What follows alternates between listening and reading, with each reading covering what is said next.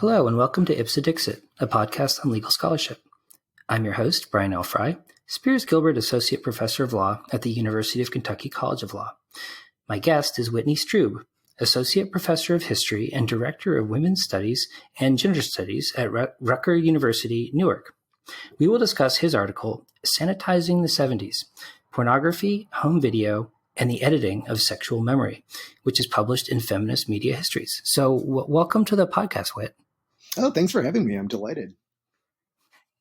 Yeah, no, I mean, so as you know, I've been a huge fan and follower of your work for many years. In fact, more than a decade ago now, I think the second Law Review article I ever published on the failed Abe Fortas nomination in '67 relied really heavily on your pioneering work in that area and on the CDL and that kind of stuff in general. So it's really a huge pleasure for me to be able to interview you about this new and totally fantastic and fascinating article that you've written. Oh, I'm completely flattered, and it's completely mutual, as you know. I think the two of us have both long sought after that final lost Citizens for Decent Literature anti-porn film reel that I don't think we're ever going to find. I know, Target Smut, man. It really is the holy grail, isn't it? It's one of them, yeah.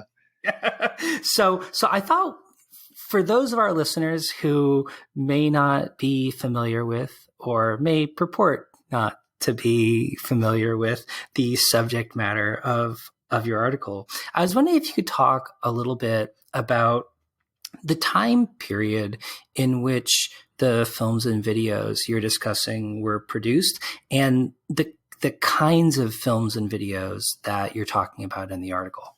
Yeah, absolutely. So the time period is sort of a dual layer. I think you mentioned the subtitle of the article is Pornography, Home Video, and the Editing of Sexual Memory. And so what I'm interested here in is the sort of what they call the porno chic era of the 1970s, when hardcore narrative films played theatrically for sort of mixed gender, multiracial cross-class audiences for a brief window. And sort of drew a lot of national media coverage. And what I'm interested in is the translation of those movies into their home video iterations, mostly in the 1980s and 1990s, and the ways that they were textually altered to sort of adapt them to the Reagan years, in which a lot of content was actually removed from the films, mostly sort of transgressive content, and that left a really altered archive, which a lot of academics who study pornography have drawn on for the past 3 decades, a lot of the time without actually realizing that they were watching versions that differed from the theatrical versions. That's kind of the abstract level synopsis, I guess. So for viewers for listeners who may not be familiar with how pornographic material was distributed during the period of time that you're discussing in your article, could you talk a little bit about sort of the modes of distribution of pornographic films during this period and how sort of changes in the modes and media in question might have enabled like the Bowdlerization, as it were, of the content in question? Yeah, absolutely. The home video revolution really reshaped the ways people experienced pornography. Before home video became the dominant way of encountering hardcore cinema, people of necessity mostly watched it in public spaces, right? In movie theaters, in a collective.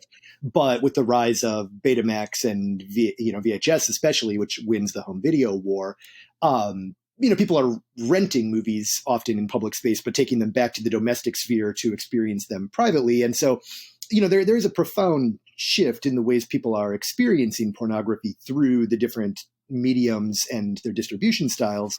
And it's in that moment of transition that these texts are revisited because, of course, the film prints have to be transferred onto home video. And it's in those moments, within the kind of corporate or bootlegger structures, because it is an anarchic kind of free-for-all market until there's a kind of corporate stabilization in the mid 1980s.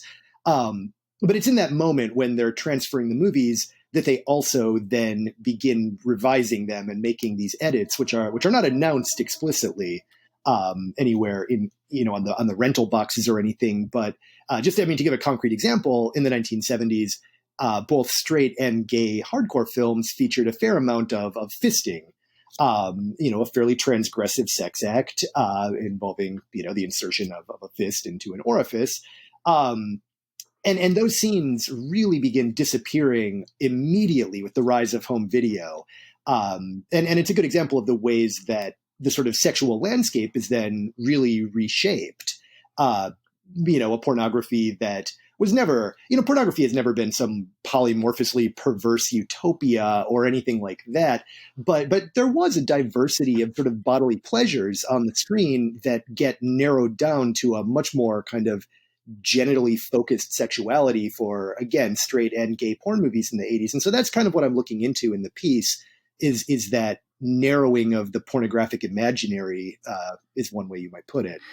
Yeah, I mean, it was really interesting to me the way that the kind of shifts in the market for pornography enabled the tailoring of texts to sort of correspond to, respond to, and reflect the changing mores and expectations of different points in time, or like almost like these kind of inflection moments where, people would rethink what kind of content was acceptable or appropriate and then reshape the text in relation to that. And I loved your reference to John Cleland in that respect, because it really reminded me that like this is like a historically very common phenomenon. Oh yeah, absolutely. And I mean, I think one thing that anybody who studies literary or filmic texts in any kind of historical manner would note, I mean, the text is always unstable, right? I mean, whether it's movies or novels, in every way, textuality itself is just a fundamentally unstable thing, whether it's translation or changing pagination in the reissuing of a book, or panning and scanning mainstream Hollywood movies for a different aspect ratio on VHS. I mean, these things are always in flux, but especially when it comes to pornography, I mean, there is another layer here of the kind of normative regulation of sexuality. And so, yeah, like you mentioned, I mean, Fanny Hill is a novel from the 18th century, and in its original iteration, it has a man-on-man, sodomy scene that frequently disappears from later republishings. And so, yeah, this is definitely not a unique phenomenon by any means. The strange irony of it, though, I think, is that some of these historical texts, like Fanny Hill, are actually fairly well preserved in libraries and archives, whereas the much more recent hardcore American pornographic cinema is actually very poorly preserved anywhere. And so these texts, even though they're in the lived memory of many people, are not always actually accessible. I mean, if you're looking for a 1980 Betamax copy of a gay porn movie, you probably can't even find it on eBay, and it's not held in any archives. So it's a daunting research terrain, and I think that's one of the reasons that this is not such a visible phenomenon. Yeah, I mean, I was taken with your observation that this is a body of cinema that's almost as poorly preserved as the early nitrate silent films. Yeah, absolutely. On that front, I certainly owe a lot to some other scholars. I mean, David Church and Peter Alalunas are film studies scholars who have written extensively on this. And, when Peter Alalunas went to look for the first shot on video hardcore film, it was only from 1978, and he can't find a copy. They do not seem to exist. And his methodology is relentless in its sort of archival pursuit. But these movies were just considered ephemeral, and some of them have been lost. So it's that does not help when one is trying to sort of have a granular tracking of this history. Right. So I was wondering if you could like dig a little bit more specifically into this, into like the precise kinds of material that was removed from films and why you think it was removed? Because you give several different examples and kind of speculate and sort of point to circumstantial evidence as to why certain decisions were made. And I think it would be helpful for listeners to understand like precisely the kinds of content that were at issue and the kinds of choices that people were making when transferring a text from one medium to another. Yeah, absolutely. I mean, I think the three things that immediately come to mind here, because there is a pretty huge array of sex acts that wind up eliminated from the home video incarnations, and they don't correspond cleanly to any particular ideology. I think that's one of the things that makes it a somewhat perplexing history at first glance. The movies did not become necessarily more progressive, but they also didn't become more misogynistic. It really seemed to correspond to a set of anxieties that I guess I'll get to in a second. But for three examples, just to make this concrete rather than abstract, I mean, like I said, fisting, is a sex act that really only emerges into visual culture in the 1970s. And so you see this in some landmark gay porn films. Fred Halstead's L.A. Plays Itself from 1972 is often considered a landmark of gay liberation cinema because it's got a very sort of radical, transgressive approach to both sex and also the urban landscape. And it sort of reconceives of Los Angeles as this cruising zone on which male desire is mapped. And it really relies pretty heavily on sort of kinky sexuality. It's not vanilla sex. It's sort of rough bondage sex, spitting, slapping, kicking, and it all culminates in a fairly famous fisting scene in which Fred Halstead fists his what he then called his slave, his life partner, Joey Yale.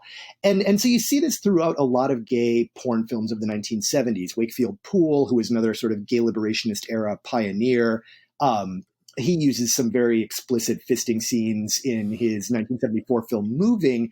And I think in some ways all of this represents this really profound effort to rethink sex and sexuality and in kind of the ways that queer theory and historians of sexuality often think about in these kind of theoretical terms inspired by the French theorist Michel Foucault. We're talking about remappings of pleasure and desire, moving beyond a genitally focused sexuality, all of that. I do think that was kind of explicitly in their heads as they were doing this. This was stuff they were into, although not so much Poole.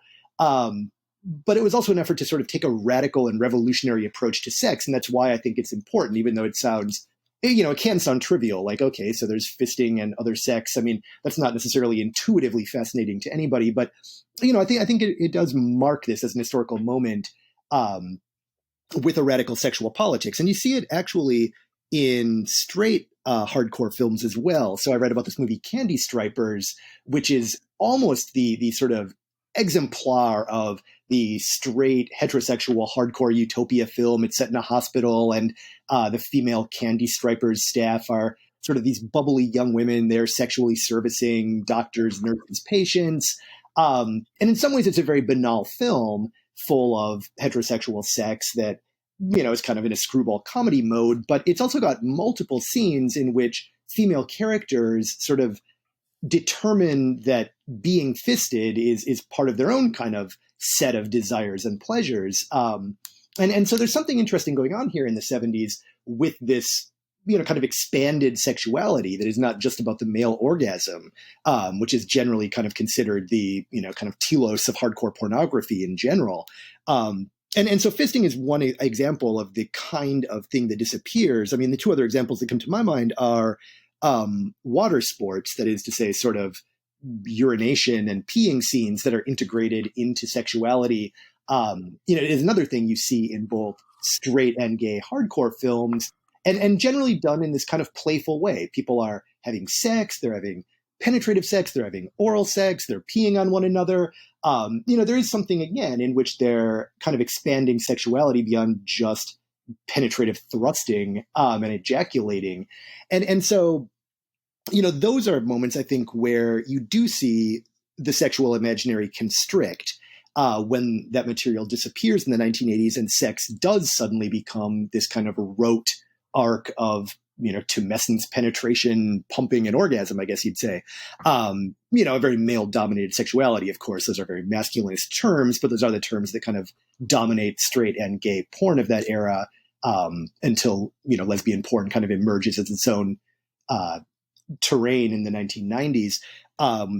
And complicating it slightly, the one other thing I would call attention to is that the other stuff that disappears in the 1980s is also the kind of rape and sexual violence, which are actually really a staple of heterosexual hardcore porn in the 70s. And, this is a complicated topic, I think, for a lot of people to talk about, because the interpretive framework that's almost inescapable here is the feminist anti-porn movement, the kind of thinkers of the 80s, Andrea Dworkin, Catherine McKinnon. And I don't think people generally are eager to be affiliated with that analysis today, and for very good reason. I mean, we can talk about that if you want to come back to it. It's, there were a lot of problematic aspects of the feminist anti-porn movement, but in acknowledging that, it is simply also an historical fact that misogynistic rape scenes were a staple of heterosexual hardcore in the 70s. And so those also disappear in the 1980s when these movies resurface on home video. And I think that's what leads into the second part of your question. What were the factors influencing this? And certainly one of them, a dominant one, I think, was the feminist anti-porn movement, which, was suggesting that especially heterosexual porn, but not just heterosexual porn, was an act of figurative and literal violence against women.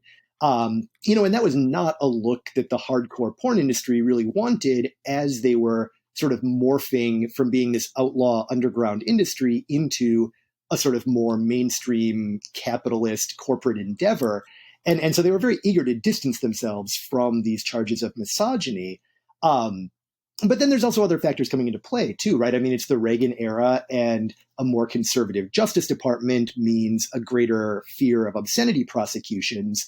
And this is something, I've written a lot about obscenity law in the past. And so in this article, I don't really go into any particular case law or, deep legal analysis, but this is unquestionably another structural backdrop of this, right? I mean, these people do not want to be arrested, and many of them ultimately are under Reagan and also the first Bush administration, after the Meese Commission report comes out in 1986 and sort of leads to a resurgence of obscenity prosecutions.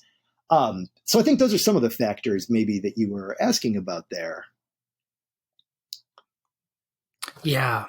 I mean, the thing that I couldn't help but wonder about that aspect of the paper was, what were the dominant factors determining what people chose to excise from the text? I mean, do you think they were primarily responding to market demand, questions of kind of perception of the sort of kinds of texts that they were creating, or concerns about potential legal liability or even criminal prosecution? Or is it really just an amalgamation of all those factors, sort of kind of collectively determining the kinds of decision-making process they engaged in? I mean, surely the interest in the sexual practices in question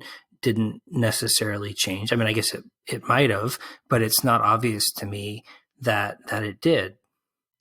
Yeah, absolutely. I think the amalgamation of factors is definitely true. I mean, there's a lot of, there's the kind of corporate interest in a couples market here. There's the interest in sort of sanitizing the image of the industry. But I do think the legal concerns loomed large. And a lot of that had to do with the fact that, a good portion of the porn industry is centered in Southern California, and the LAPD sort of played an outsized role in shaping what was permissible just because it happened to be the local sort of policing force. And they did tend to take a pretty restrictive approach when it came to transgressive sex acts. And so that sort of in itself then shapes the national market. And of course, when there's also the fear of shipping things across state lines. I mean, under Reagan and Bush, that's certainly one of the preferred methods of obscenity prosecution is busting people in Utah or Montana or Florida who shipped things across state lines from, LA or Massachusetts or New York. And so all of those anxieties are very much at play with the shipping of home video for sure. And then, there's the question of market that you allude to, which I think the porn industry, obviously today with digital methods of, collecting search data and things like that, they've got a much more refined feedback loop into what people are interested in, I think. Obviously the technology was not as refined in the 80s, and I think there was a lot of guessing, but there was, home video did facilitate the rise of niche markets as well. And so you do see sort of extreme and BDSM and sort of kink niche market porn that's, done on a much more DIY sort of zero budget manner. And in some ways that also takes away the necessity of trying to sort of cater to everyone in the more dominant mainstream representations. And so I think that was a factor as well.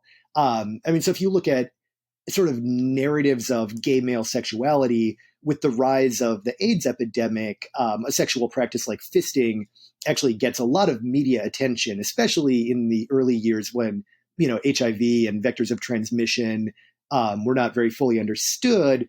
Fisting comes under a lot of fire in the especially conservative press. It helps demonize gay men being seen associated with perverse sexuality, but it's also genuinely a source of concern for epidemiologists.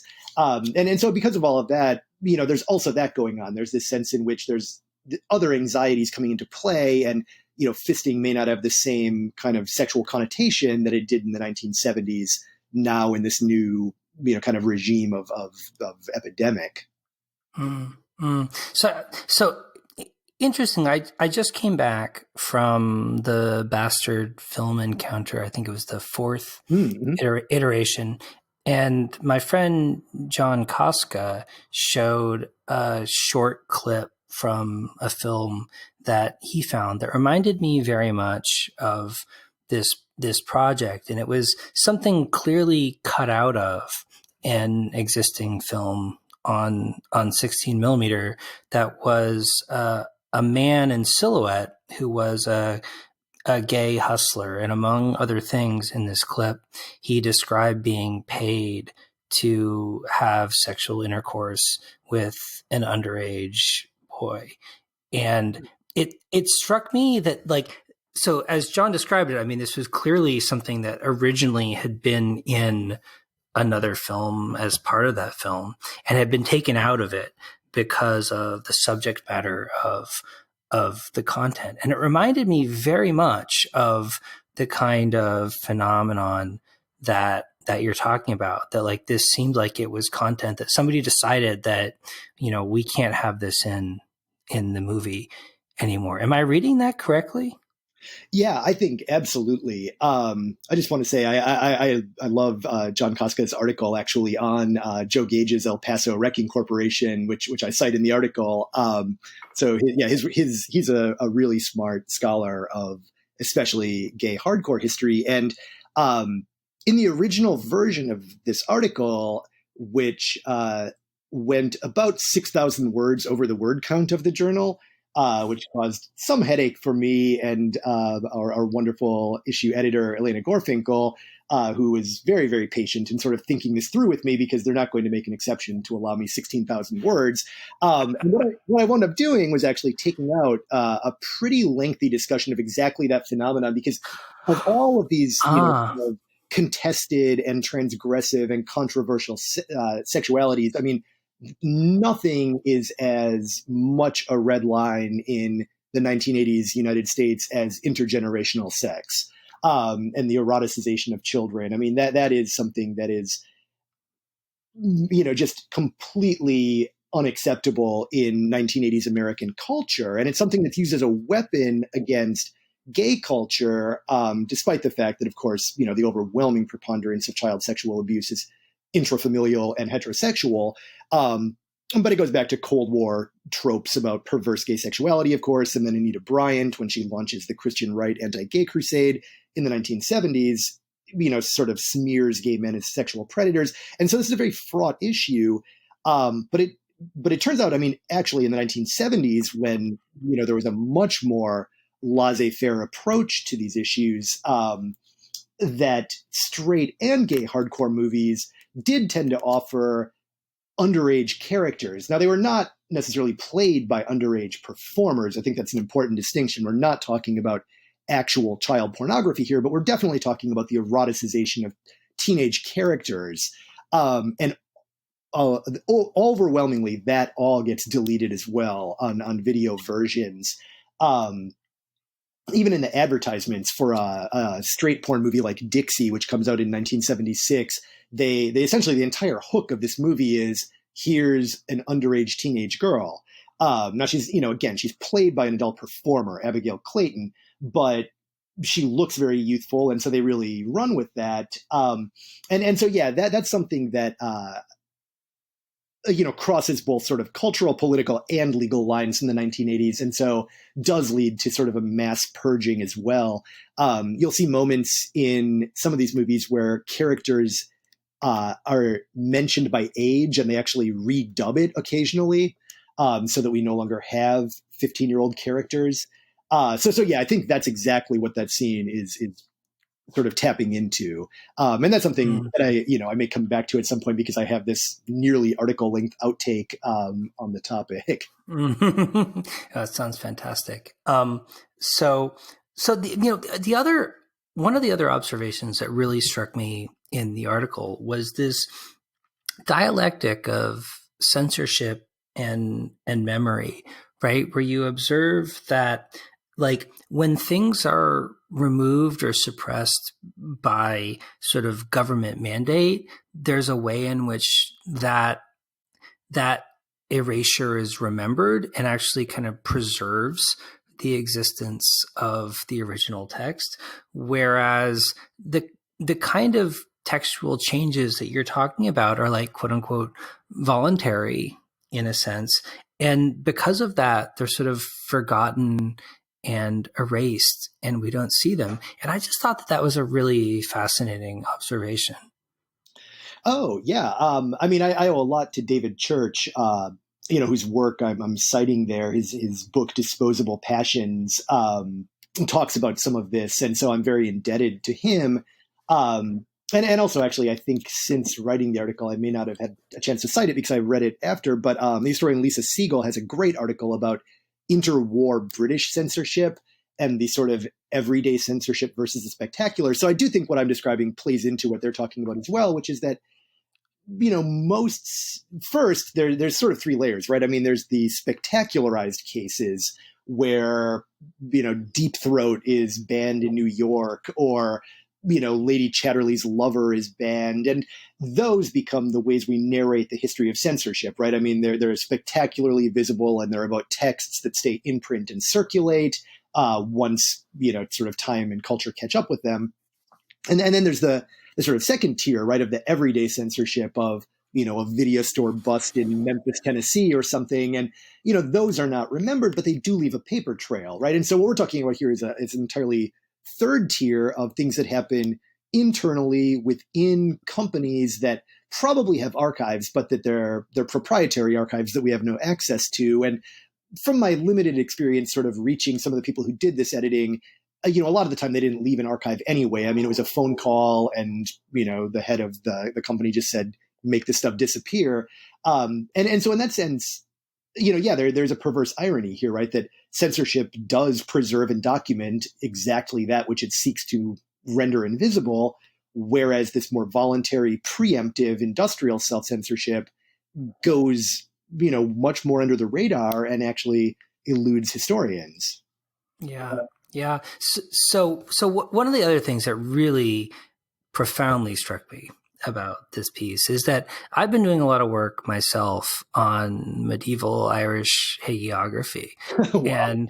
And a lot of the scholarship, most of the scholarship in the area is primarily philological, right? In other Hmm. words, the project is to take existing texts and sort of by deduction and examination determine the sort of subject matter of the original texts and how they developed over time. And what struck me about your article is that you're really using a very similar kind of philological method, a sort of very like kind of like a sort of a method of scholarship developed for the examination of liturgical texts to examine pornographic ones and identify sort of the desires and representations that were suppressed because they didn't fit the canon in some case. And that parallel was just like this sort of uncanny to me. I love that. I mean, obviously, I had not thought of it in precisely those terms, but yeah, I absolutely agree that. I mean, it is very much about sort of an archaeological approach, right? And I do think too, it's also partly about these siloed areas of knowledge production. And so on the one side, we have scholars who write about this, who are brilliant and deeply informed by theory and have these amazing things to say, but are not necessarily immersed in fan culture, and often kind of brush it aside and ignore it. And then on the other side, we have fan culture, which especially since, the sort of first wave of internet fan communities, I mean, I'd say the mid 90s, probably some like, ARPANET hardcore people would scoff at that. But, the internet as I knew it, I guess, coalesced in the mid 1990s. And, these were sites of real knowledge production about these kind of precise details of how texts are changed. And, as somebody who kind of came of age as a scholar with one foot in each of these camps, sort of having an interest in the fan culture world, but also taking very seriously the scholarly approach to texts, it did always trouble me that this knowledge was out there, and did not seem to be drawn upon by the majority of people working on pornography. And so in that sense, I mean, that's the other way I sort of conceptualized it, was trying to pull together these bodies of knowledge, both of which I think are really valuable, but each of which really does have its limitations, as has been practiced.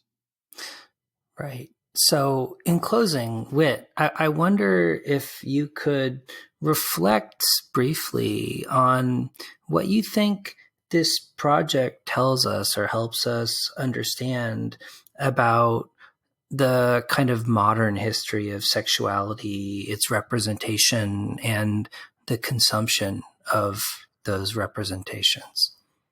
Yeah, sure. I mean, I think, one thing it shows, and this is, maybe fairly obvious, but that a lot of the sort of modulation and reconfiguration of sexual normativity, does not necessarily happen under the spotlight of history in well-preserved, well-documented ways. You see, obviously, Supreme Court cases on miscegenation or sodomy are very hyper-visible moments of kind of recalibrating sexual norms.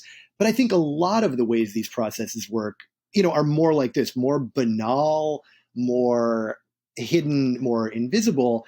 And I do think that's important in sort of really thinking critically about how to track the history of sexuality and sexual representation and the kind of parameters of the permissible, and the forces that go into shaping the kind of collective sexual imaginaries of both heterosexuality and the queer world.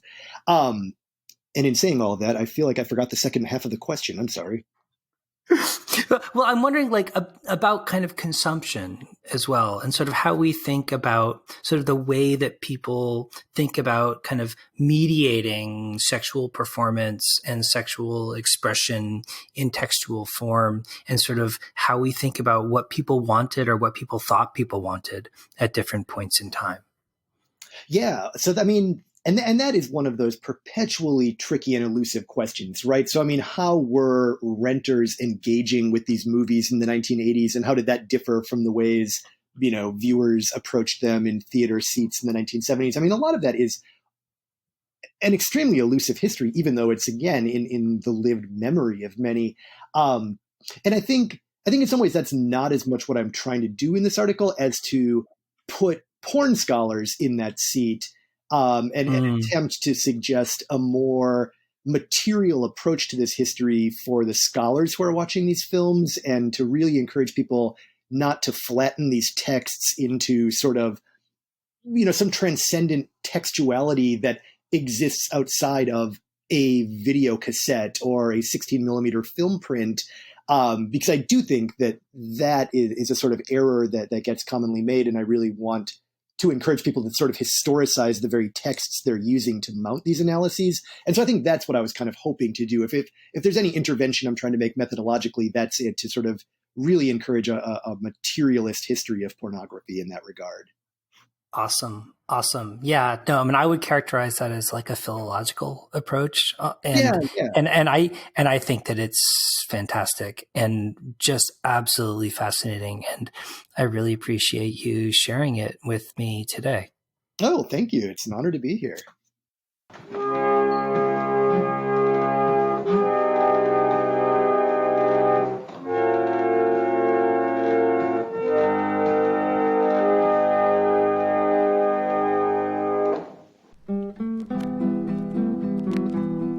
The exciting entertainment news today is about the new motion picture Therese and Isabelle. The critics applauded, calling Therese and Isabelle a sizzler from France. Makes the fox look like a milk-fed puppy. Therese and Isabelle will be the most talked about movie around. Produced and directed by Radley Metzger, it stars Essie Person of I, a Woman and Anna Gale. Persons under 18 cannot be admitted.